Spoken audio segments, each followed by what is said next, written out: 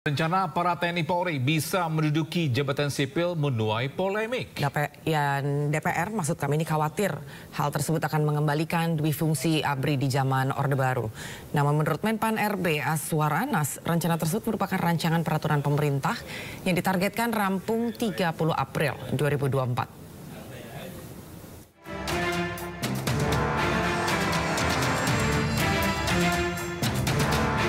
Rencana aparat TNI Polri bisa mengisi jabatan aparatur sipil negara menuai pro dan kontra.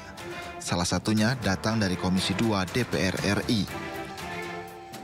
Anggota Komisi 2 DPR RI dari fraksi PKS, Mardani Alisera, mempertanyakan urgensi TNI Polri bisa mengisi jabatan sipil.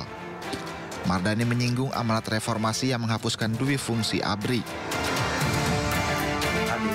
Mardani curiga akan ada migrasi dari pejabat Polri. Menurutnya sudah ada banyak anggota kepolisian yang menduduki jabatan sipil setingkat eselon 1 atau eselon 2. Kita memang tetap terikat kepada aturan, ada slot-slot yang boleh, tapi mungkin kita perlu tegas bahwa di luar itu memang sebaiknya urusan sipil diserahkan kepada teman-teman sipil yang tidak kalah baiknya dengan teman-teman TNI Polri. Hal senada disampaikan Wakil Ketua Komisi 2 DPR RI Junimart Girsang. Politikus PDI Perjuangan itu khawatir karena rencana tersebut bergulir menjelang pemilihan kepala daerah atau Pilkada 2024. Pemerintah pusat susun aturan yang bolehkan jabatan ASN diisi TNI Polri. Ini termasuk untuk PJ kepala daerah atau bagaimana, Pak? Ini menyangkut pilkada sebentar lagi nih, jadi jangan sampai muncul nanti isu dui fungsi. Ini mesti dijelaskan juga, Pak. Iya kan, saya tidak bicara pemilu-pemilu kemarin, Pak, itu udah clear. Di ruangan sini, Pak, nggak tahu di ruangan luar nanti. Rencana aparat TNI Polri bisa menduduki jabatan sipil muncul dari Menpan RB Abdullah Azwar Anas.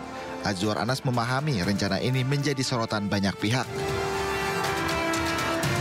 Namun menurut mantan Bupati Banyuwangi ini, rencana tersebut merupakan bagian dari rancangan peraturan pemerintah atau RPP manajemen ASN yang merupakan tindak lanjut Undang-Undang Aparatur Sipil Negara.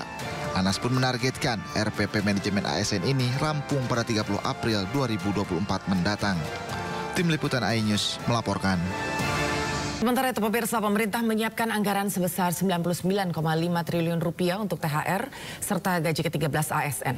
Anggaran tersebut lebih tinggi dari anggaran tahun sebelumnya, sementara Menteri Ketenagakerjaan menegaskan bahwa THR untuk pekerja tidak boleh dicicil oleh perusahaan.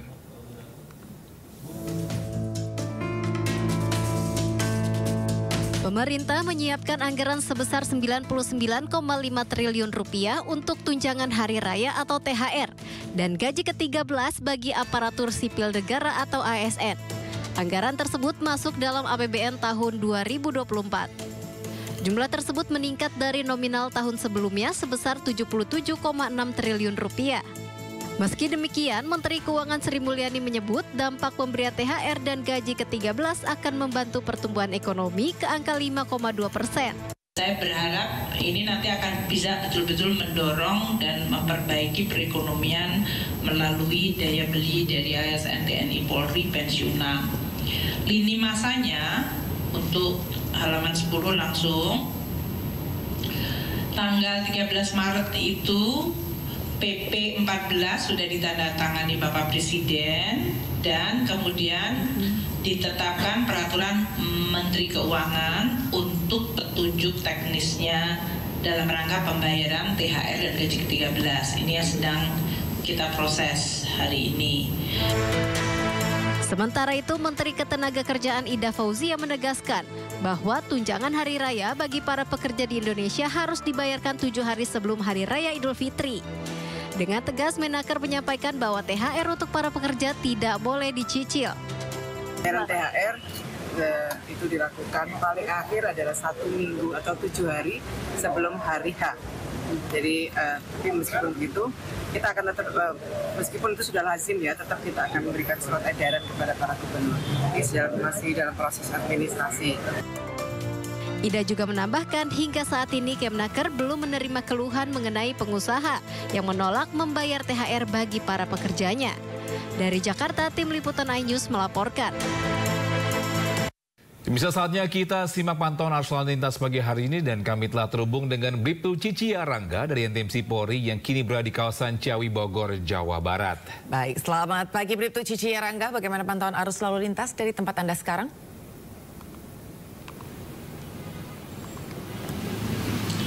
Terima kasih Togi juga Anggi, dan selamat pagi pemirsa. Akhir pekan kali ini saya akan mengajak pemirsa memantau langsung bagaimana perkembangan arus lalu lintas di sekitaran Ciawi, Bogor, Jawa Barat, yang mana terlihat tepat di belakang saya kendaraan-kendaraan dari arah Sukabumi yang nantinya akan lurus menuju ke arah Jakarta ataupun dari arah Jakarta yang nantinya akan lurus menuju ke arah Sukabumi. Pagi hari ini terlihat cukup ramai dan lancar, di mana memang selain lancarnya kendaraan, ada juga aktivitas masyarakat.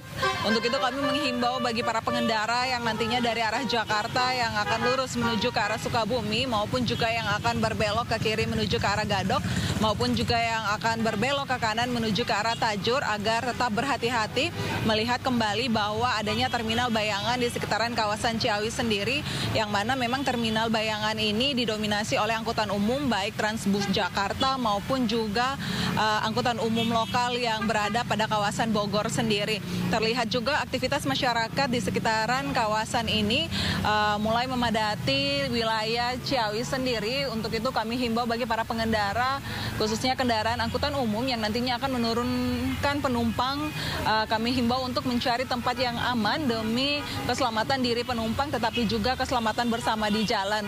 Dan terlihat kendaraan-kendaraan yang keluar dari arah Sukabumi maupun dari arah Tajur hingga saat ini juga masih dalam keadaan ramai dan lancar. Perlu kami ingatkan bagi para pengendara yang melintasi kawasan Ciawi agar tetap menjaga batas laju kecepatan kendaraan Anda, mengingat kawasan ini baru saja diguyur hujan dan jalanan yang cukup licin.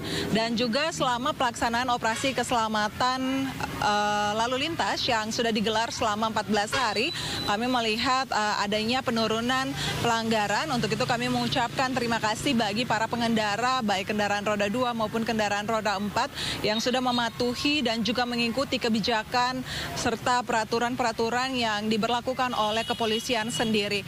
Dan juga pemirsa, untuk kendaraan-kendaraan yang berdatangan dari arah Gadok yang nantinya akan berbelok ke kiri menuju ke arah Tajur maupun juga yang akan lurus menuju ke arah Sukabumi, hingga saat ini juga masih dalam keadaan ramai dan lancar.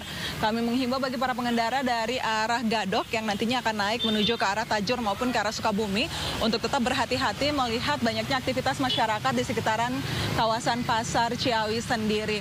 Dan juga sampai dengan saat ini cuaca untuk wilayah Ciawi sendiri masih terlihat mendung. Kami menghimbau juga bagi para pengendara sepeda motor agar selalu menyiapkan mantel hujan yang tidak berjenis ponco demi membantu perjalanan Anda. Dan pemirsa, berdasarkan data RSMS Korlantas Polri yang kami terima selama 1 kali 24 jam, sudah terjadi 106 kasus laka lantas dengan rincian 5 meninggal dunia, 9 luka berat, dan 69 luka ringan. Dari 106 kasus laka lantas yang sudah terjadi, 66,7% terjadi pada kendaraan sepeda motor, dikarenakan kurang telitinya para pengendara saat menyalip di jalur yang sudah ditentukan. Untuk itu kami menghimbau bagi para pengendara agar tetap pada lajur dan jalur sesuai dengan kebijakan ataupun peraturan yang sudah ada demi menjaga keselamatan diri Anda pribadi tetapi juga keselamatan bersama di jalan. Dan pemirsa, untuk Anda yang ingin mengupdate informasi-informasi arus lalu lintas, kami siap melayani Anda. Pemirsa dapat menghubungi call center kami di 1500669 ataupun melalui SMS center di 9119. Demikian Anggi juga Togi yang dapat kami laporkan langsung dari sekitaran kawasan Ciawi, Bogor, Jawa Barat, dan silakan kembali ke Anda di studio. Baik, terima kasih Bribtu Cici Arangga atas laporannya dari kawasan Ciawi, Bogor, Jawa Barat. Selamat bertugas kembali dan salam presisi.